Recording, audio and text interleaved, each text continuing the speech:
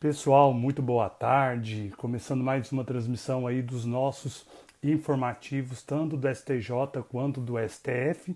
Começando mais uma tarde aí com esses comentários que a gente tem feito aí todos os sábados, né? Tanto eu quanto o professor Paulo e o professor Gabriel, a gente tem comentado o posicionamento atual dos tribunais superiores, o que é muito, muito importante aí para suas provas. A gente tem dado uma atenção aí para os informativos mais recentes, inclusive temas aí das nossas provas, né? Então, sem mais delongas, já vamos começar. Vou chamar aí o professor Paulo. E, inclusive, ele vai comentar, né, uma mudança que a gente teve aí do informativo que a gente tinha avisado. Boa tarde, Paulo. Fala, doutor, E comandante, aí? patrão, beleza? Meu rosto é esquisito, Beleza? né? Tá barbudo, tá tipo o Brutus, né? Como que é que o nosso amigo Fernando Fernando, Bomba disse, né? Fernando, Tá igual Fernando Bomba, Brutus. Isso. Ele não assiste a Fe- gente aqui, né? Então não adianta falar. Vai que ele estrela, entra, né? né? Vai que Estrela, ele né? entra. Ô Paulo, o que E aí? aconteceu aí com os informativos, né? Que a gente tinha Ah, é, anunciado o 7.1, né? E o que isso. houve? O 971 e o 972, eles não tiveram julgamentos, e aí nós colocamos que seria o 971, mas na verdade nós vamos comentar o informativo 973, 973. Então, a gente ali na correria, né, Ulisses, a Uhum, gente nem chegou a olhar, mas na verdade não teve um conteúdo de julgamentos no informativo 971 e 972. Tiveram só sessões plenárias lá para divulgar sobre as ADIs, era medidas cautelares, então não uhum. teve nada de julgamento específico. E a gente tinha um propósito sempre aqui no nomeação de fazer comentários de casos concretos. Então, por isso que é importante observar aí, mas depois nós vamos postar lá no Instagram do Nomeação as ementas dos julgados que a gente comentar aqui, Isso. né? E fica mais fácil. Isso sem problema. Inclusive, é bom explicar porque os julgamentos estão sendo virtuais, né?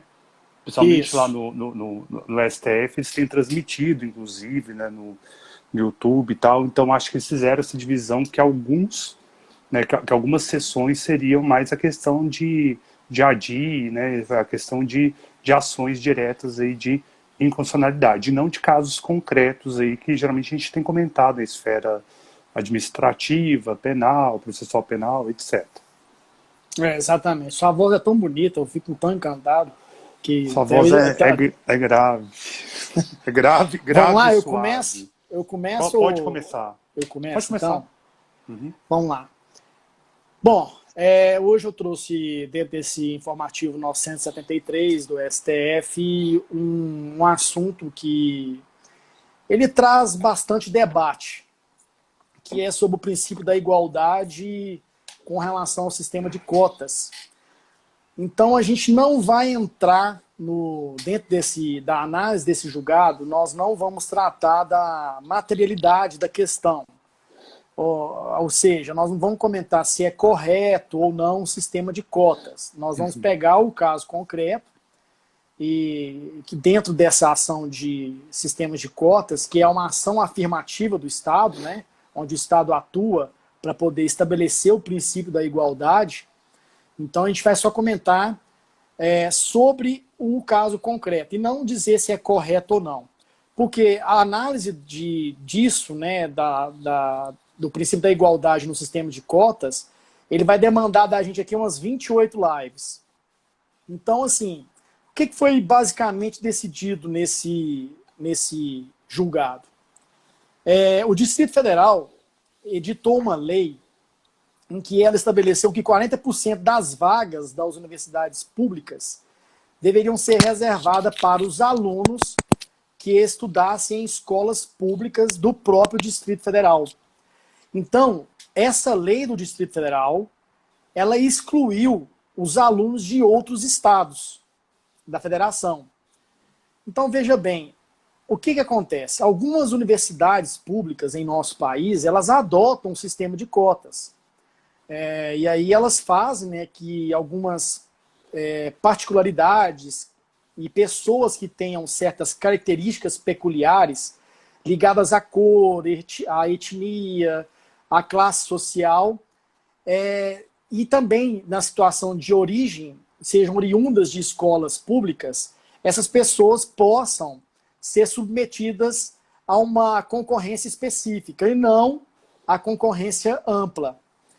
E aí o STF, com relação a isso, disse que é constitucional, sim, essa separação, que é possível haver essas cotas.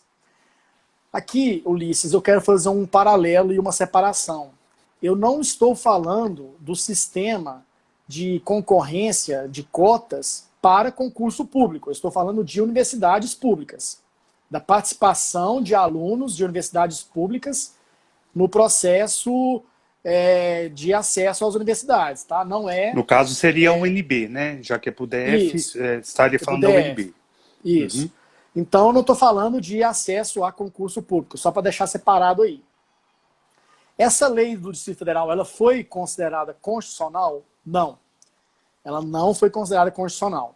Ela atingiu 2 artigos da Constituição Federal. Lá no artigo 1º dessa lei do Distrito Federal, ela limitou a restrição das cotas apenas aos alunos que estudassem no Distrito Federal. E ela infligiu, então, o artigo 3º, inciso 4º da Constituição Federal e o artigo 19, inciso 3º também da Constituição Federal. O artigo 3º da Constituição Federal, esse artigo diz que constitui os objetivos fundamentais da República Federativa do Brasil, inciso 4º, promover o bem de todos sem preconceitos de origem. Então já houve uma inadequação da lei já em relação a essa limitação. Então não pode haver essa limitação com relação à origem. Não pode haver lei que sejam restritivas à origem da pessoa no país. E lá no artigo fala também outros tipos de segmentação que não podem ocorrer, que é de cor, sexo e idade.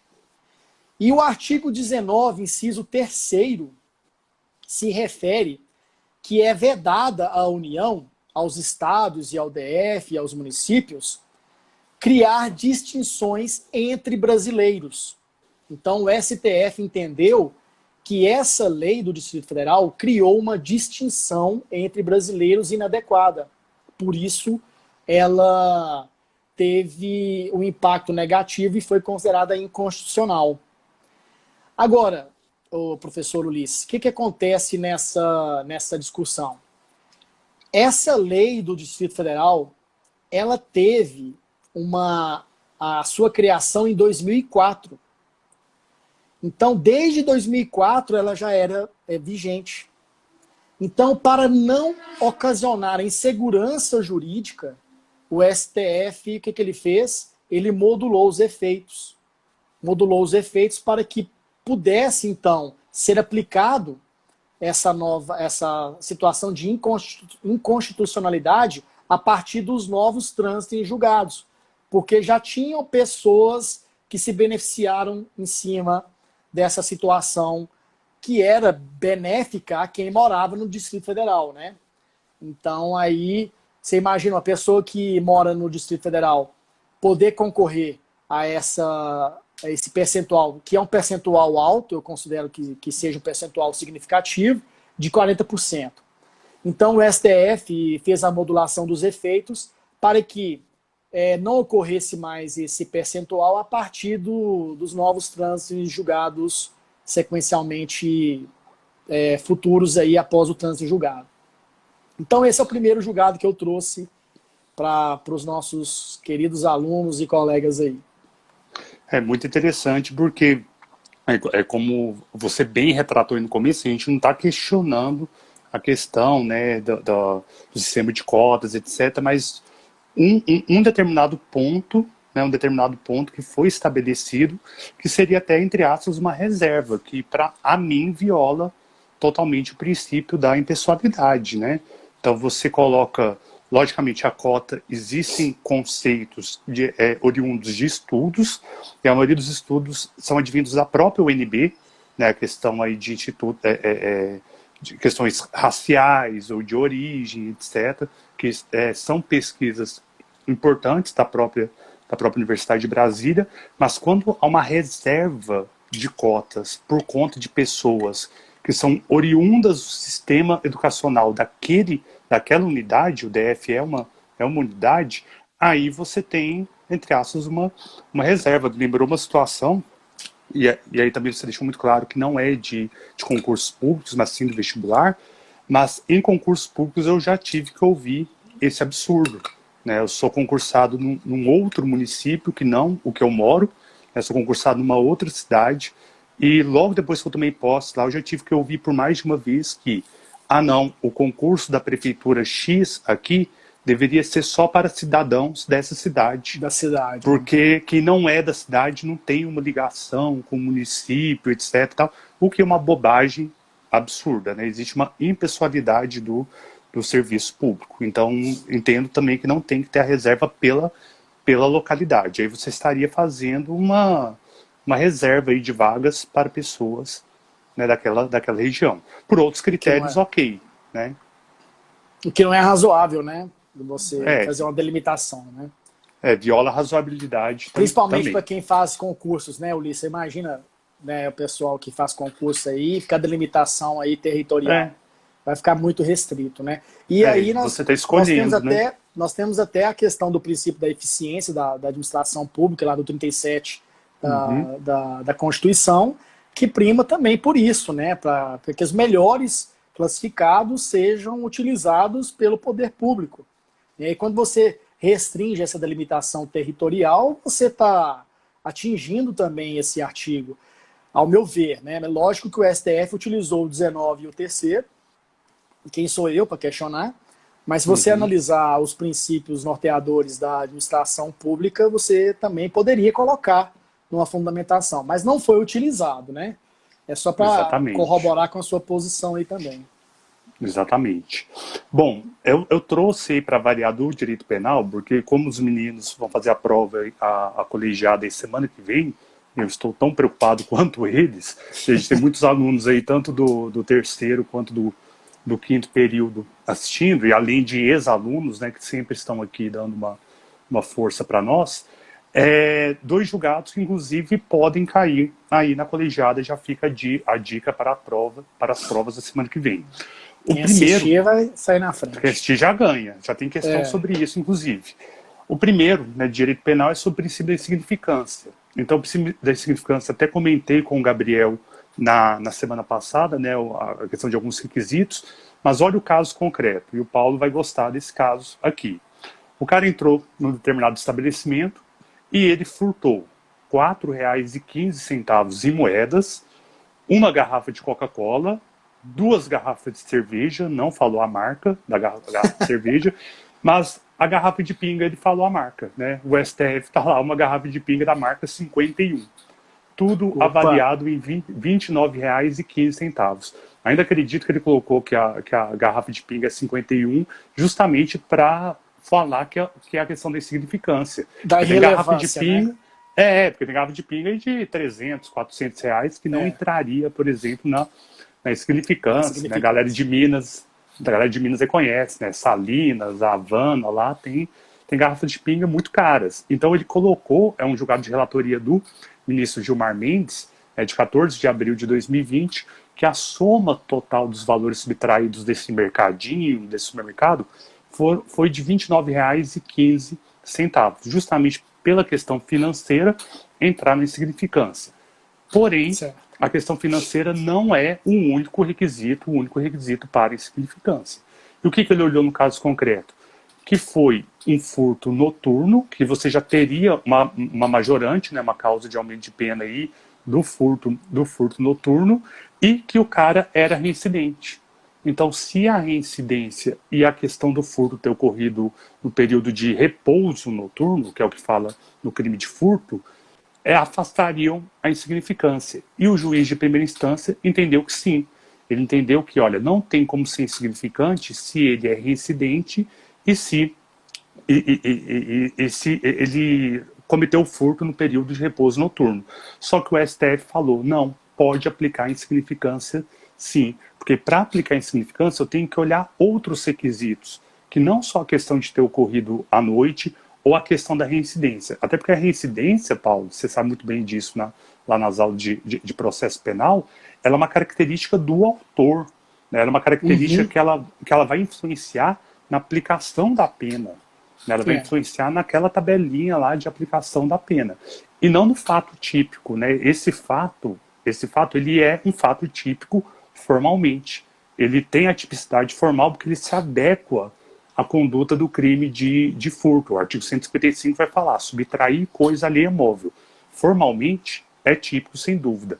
Imaterialmente, será que existe lesão? Será que existe perigo ao bem jurídico tutelado? Inclusive, nesse caso concreto, ele furtou R$ 29,15 e ele foi pego lá na frente do estabelecimento. Ou seja, a mercadoria ela foi ressarcida. Então, nos requisitos da insignificância, a inexpressividade de lesão ao bem jurídico, ela realmente está configurada, porque é inexpressivo.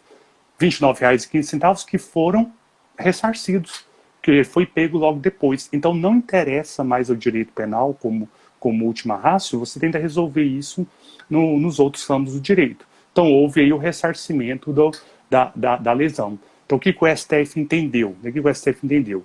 É possível aplicar o princípio de significância em furto de mercadorias, né, desse valor, mesmo que a subtração tenha ocorrido durante o período noturno e mesmo que ele seja reincidente. Até porque isso vai influenciar numa eventual aplicação da pena e não da adequação do fato típico. Né, e não da adequação do fato típico. A Neuza até falou, né, qualquer roubo, né, independente... Eu ia comentar isso agora. Dependente que é furto. O roubo, o Neuza e demais alunos, geralmente não se aplica na insignificância, porque ele tem violência e grave ameaça. Né? No crime de roubo, acaba tendo a violência e grave ameaça, não se aplica a insignificância. Mas no furto, sim. Né? No furto, sim, mesmo que ele seja reincidente. Na verdade, o STF até sedimenta algo que ele já vinha entendendo. Paulo. Não, eu tenho a comentar, Ulisses, que o princípio da significância, ele sempre traz um debate que é a mesma situação do que eu trouxe anteriormente, né, do princípio da igualdade, o uso das cotas. É algo que sempre vai trazer uma discussão muito grande. E eu até, a Neuza Bordados aí, minha mãe, né? Eu acho que minha mãe deve ficar até preocupada aí, porque ela deve ter imaginado a loja. Na loja. Né? Na porque loja. Paulinha Viamentos, uma agulha para Paulinha Viamentos não é insignificante, né?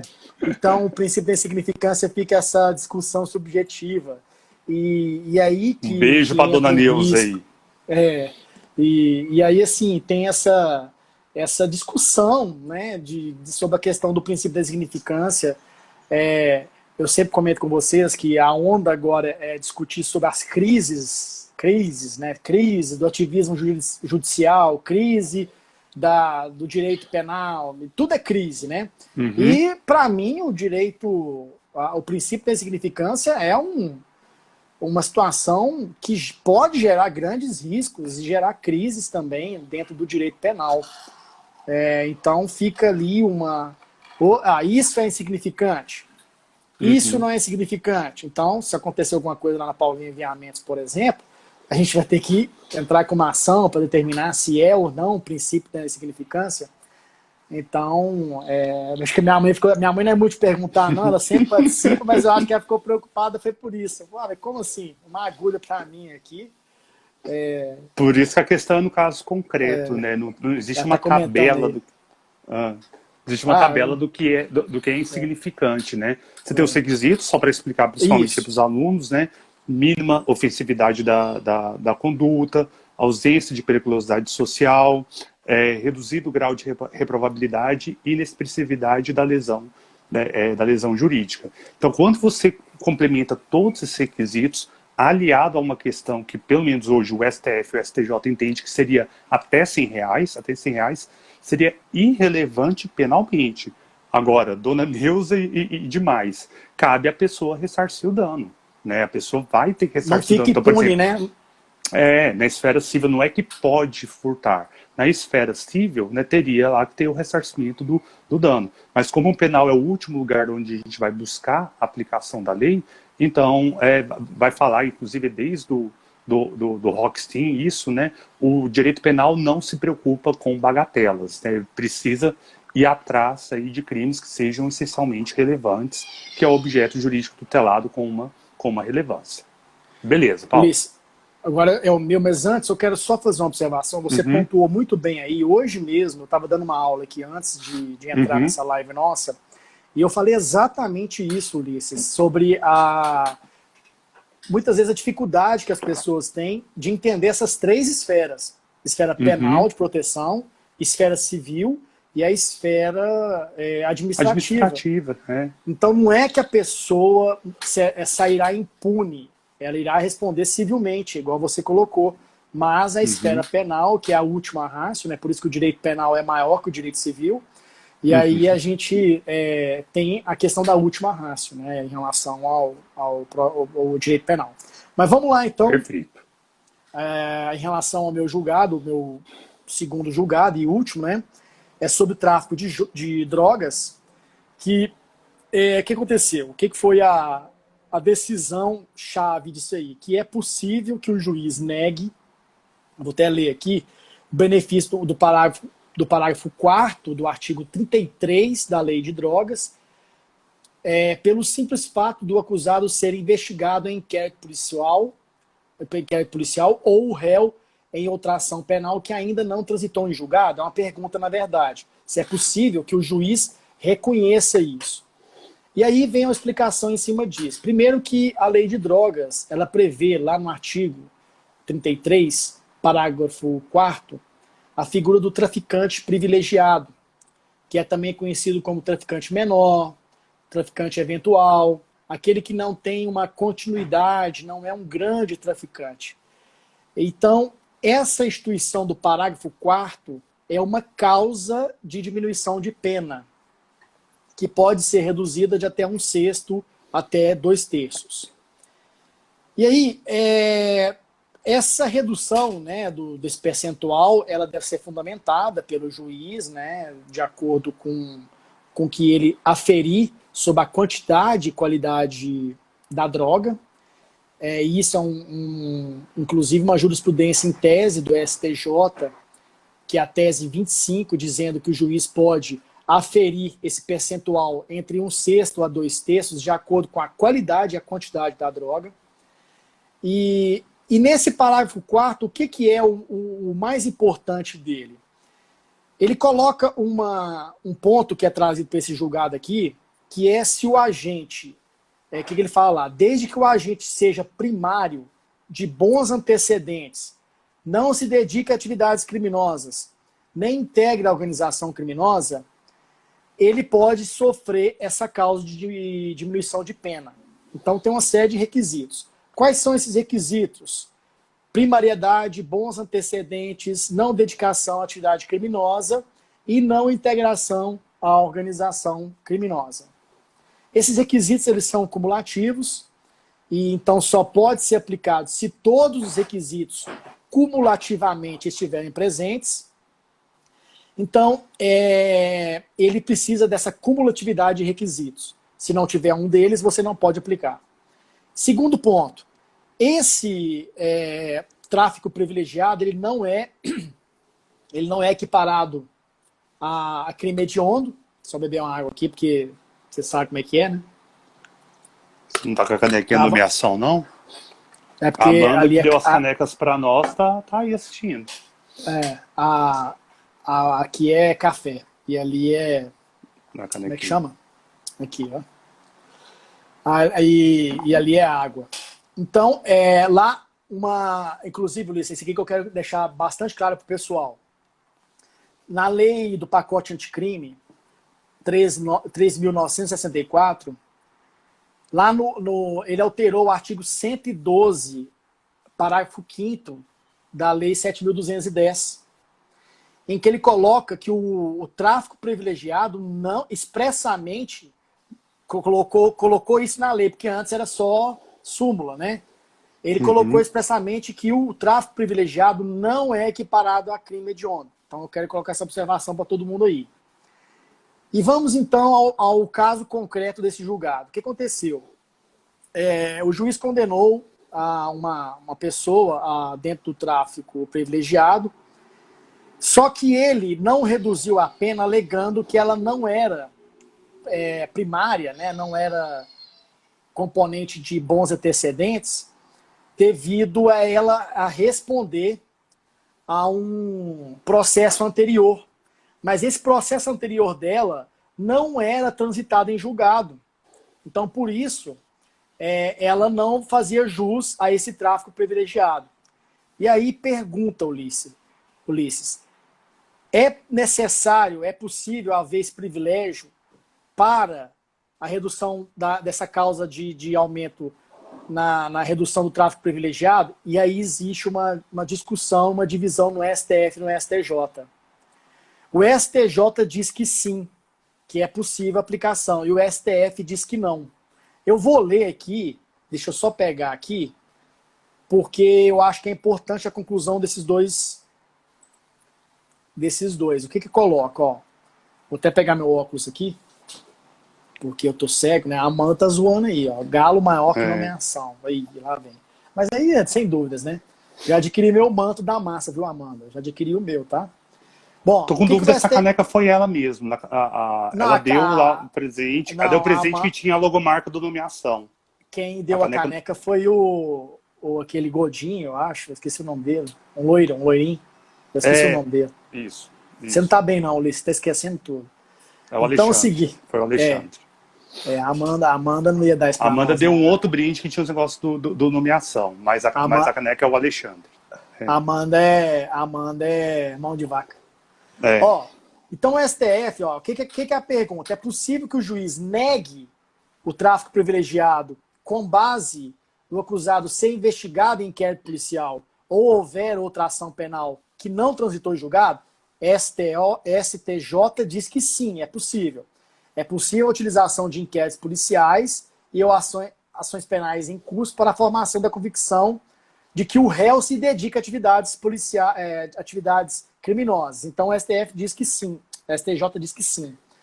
Mas o STF diz que não pode ser utilizado a ocorrência de inquéritos em andamento ou em ação penal.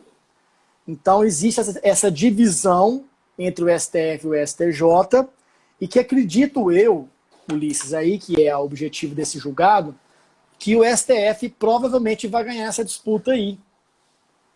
Porque a gente vem acompanhando os julgados recentes e percebe que o uso de inquéritos policiais em andamento na interferência de antecedentes e de reincidência, ele não é utilizado. Então é a tendência do STF consolidar isso aí.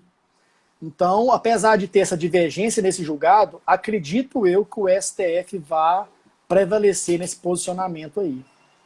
Inclusive pela presunção de inocência, né, ou princípio da não culpabilidade, né, existe uma tendência de não utilizar os inquéritos em andamento para efeitos de prejudicar na hora da aplicação da pena, né? Isso, exatamente. Então, assim, por isso que eu acredito, Ulisses, que vai ocorrer essa prevalência desse segundo posicionamento aí. Beleza. Quem tá comentando o povo aí? Tá falando o que é? Eu não enxergo sem tá óculos também, não. Tô igual a você. A Bruna tá falando um negócio aí, kkkk.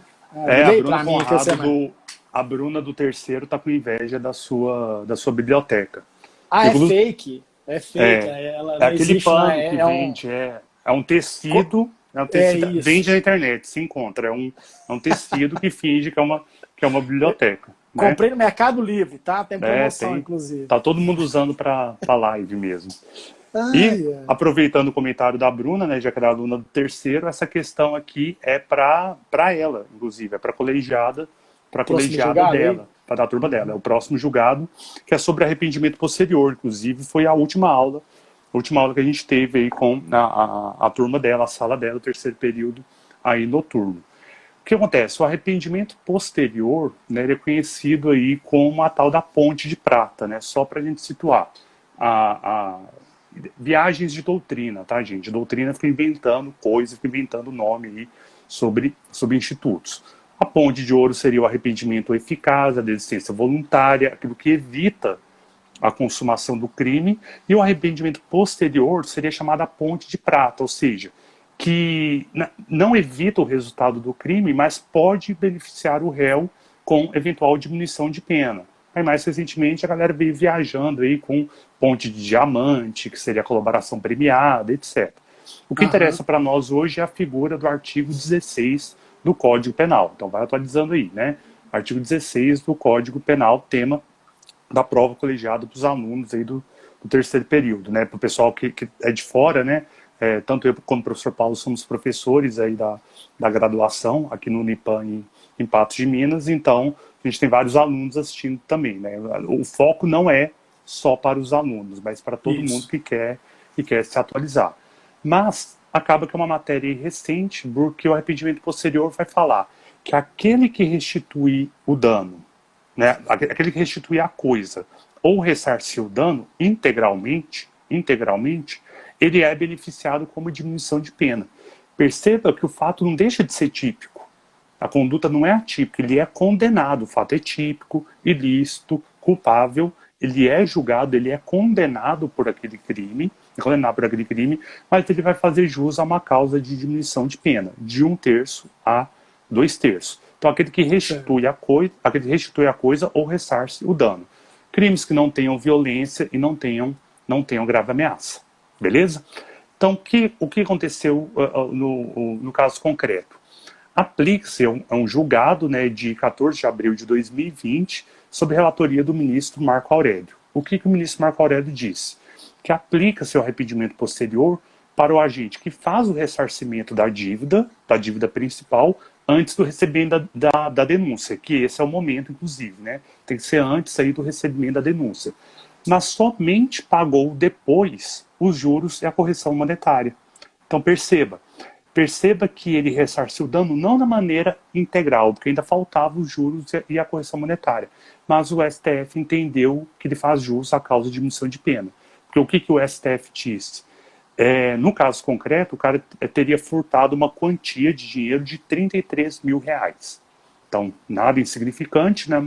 Nada também de pequeno valor, que poderia ser já um furto privilegiado, porque era de R$33 mil. Ele foi condenado a devolver R$48 mil e uns quebrados. Por quê? Juros e correção monetária. Passaram-se vários anos, né? Juros e correção monetária. Quando foi ofertada a denúncia contra ele, ele falou: não tenho como devolver os 48 mil, mas posso devolver os 33. Aqueles 33 que eu furtei, eu consigo devolver. Agora, os juros e a correção, eu não consigo. E isso ele devolveu antes do recebimento da denúncia. Então, ele atendeu ao lapso temporal do artigo 16. Ele devolveu o que, de fato, ele tinha furtado. E durante o processo, e depois de condenado, que ele pagou os juros e a correção. O que o juiz da primeira instância disse? Não, ele não ressarciu tudo antes. Então ele não faz jus à causa de diminuição de pena do arrependimento posterior, de 1/3 a 2/3. Mas o STF diz o seguinte: faz jus sim. Porque o que ele de fato tinha subtraído, ele ressarciu antes do recebimento da denúncia. Os juros e a correção ele pagou depois, e o STF deu essa diminuição da pena para ele. E, inclusive, Paulo, eu até comentei com os meninos durante as aulas, que o STF ele tem caminhado para essa tendência de restituição parcial. Foi até interessante que você colocou uma pequena divergência entre STJ e STF, e aqui também temos. Porque para o STJ, é até importante a gente falar, as súmulas, por exemplo, de direito penal, de processo penal, acabam que o STJ tem uma maior incidência, porque são leis federais. Só naqueles pontos que atentam contra a Constituição que que o STF acaba simulando de maneira mais específica. Mas a maioria das súmulas aí acabam sendo do STJ. E o STJ fala, olha, interpretando o Código Penal, pelo artigo 16, a restituição ela tem que ser integral. O ressarcimento do dano tem que ser integral. Tem que ser integral. O STJ pensa assim. O STF ultimamente tem falado que pode ser parcial. Sabe por quê, Paulo? Porque no artigo 16, ele vai falar que a redução é de 1/3, então uma redução mínima, a 2/3, uma redução máxima. Se ele está ressarcindo integral, o que define se vai ser 1/3 ou 2/3? Não tem muito sentido. Não tem muito sentido. O STF fala o seguinte, é a celeridade, porque essa restituição tem que ser voluntária, tem que ser rápida. Né? Utilizava esses requisitos. E a voluntária não é que tem que ser também espontânea, não tem que partir totalmente dele. A voluntária pode ser o advogado instruindo, falando, cara, devolve isso aí que você subtraiu para a gente tentar uma diminuição de pena. Mesmo assim, se ele foi lá e devolveu, é voluntário, não teve coação, não teve nenhum tipo de determinação judicial. Então, para definir se diminuía 1/3 ou se diminuía 2/3, os tribunais tinham colocado, e principalmente o STF tinha colocado que era a celeridade, quanto mais rápido ele devolveu, e o grau aí de voluntariedade. Mas desde 2010, o STF tem decidido o seguinte, não, na verdade esse 1/3 e 2/3 pode ser o quanto a pessoa restituiu. Pode ser o quanto a pessoa restituiu. Então, desses 33 mil, vamos supor que o cara falou, olha, não tenho mais, mas eu devolvo uns 15 mil, por exemplo. Pô, praticamente metade poderia diminuir 1/3, menos, né? E se ele restituiu tudo, poderia ser 2/3. Deixando claro, o STJ não concorda com isso, mas o STF tem caminhado para essa linha, viu, Paulo? Eu acho interessante sobre isso, porque existe um critério objetivo, que inclusive é muito cobrado em prova, que é a questão do anterior recebimento, né? O anterior recebimento da denúncia. É um critério objetivo, se você for analisar. Isso. E depois aí você vai incrementando as decisões com critérios, vamos dizer, não sei se você concorda, com critérios de certa subjetividade, né? Sim. Que aí que não é um mau uso, né, da interpretação, mas que um detalhe que é importante isso, e eu vejo que cai muito em prova, é essa questão do antes do recebimento da denúncia e o após o recebimento da denúncia. E esse é um ponto em que todo mundo não pode deixar de ficar atento a isso, porque tem muita coisa que vai até o oferecimento, muita coisa que vai até o recebimento. Só fazendo uma observação aqui, que aí o pessoal que estiver estudando tem que grifar essas observações. E aí, só fazendo um paralelo aqui, nós temos a questão do juiz de garantias, que vai a responsabilidade até o recebimento. A responsabilidade vai até o recebimento. E aí você fica com uma série de inovações que é isso, mudança, Lei Maria da Penha, oferecimento, recebimento, aí vem esse tipo de informação. Mas aí entra o outro aspecto que também é muito discutido nos tribunais superiores, que é sobre a voluntariedade, que você deixou muito bem claro aí, da espontaneidade da proposta do arrependimento posterior. E eu concordo com você também sobre essa questão de inventar teoria de ponte de prata, ponte de diamante, daqui uns dias vão inventar, né? ponte de Mega Tower, de adamante do Wolverine. Vai inventar todo dia eles vão inventar um tipo de ponte, e enfim, o direito fica com essas séries de teorias, né? E que fazem com que a gente fique sempre buscando novos e novos livros e ficar atento. Mas é isso que encanta também o direito, né, Ulisses? Essa infinitude, né, de conhecimentos. E a questão também, já para a gente fechar, que o arrependimento posterior ele não é apenas nos crimes patrimoniais. Lógico que a maior incidência dele é nos crimes patrimoniais, de furto, etc. Mas, primeiro, não pode ser crime com violência ou grave ameaça, né, que aí já tira, que também não pode ter um arrependimento posterior se teve violência ou grave ameaça, mas ele pode, por exemplo, crimes contra a administração pública, ele pode de outros tipos de crimes, desde que o dano seja seja ressarcido, desde que o dano seja ressarcido. Então tem essa questão da voluntariedade e ficar atento no estudo, pessoal, aí, esse momento, né? Se antes do oferecimento, do recebimento da denúncia, por exemplo, no peculato tem algumas coisas aí que são antes da denúncia e outras coisas que podem ser depois. Então sempre grifando isso aí. Por mim aqui tá ok, Paulo. Se você tiver Teve alguma... pergunta não, né? Não consegui acompanhar. Aí a Bruna respondi essa questão ontem, eu li. A não ser que você tenha recebido aí. Tem uma pessoa perguntando aqui onde eu comprei isso no Mercado Livre, mas depois você pode mandar uma mensagem pro pessoal. Manda direct, né? Manda direct. E é isso. Uma pessoa perguntando se tem notícias do Gabriel. Não tenho.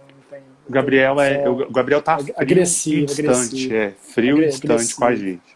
Tá agressivo. Mas é isso, eu coloquei uma questão disso aí pro pessoal das aulas online orientadas, né? Inclusive a Bruna falou que respondeu. Então, trataremos disso aí na prova também. Isso aí, semana que vem, tamo junto aí de novo, né? É isso aí.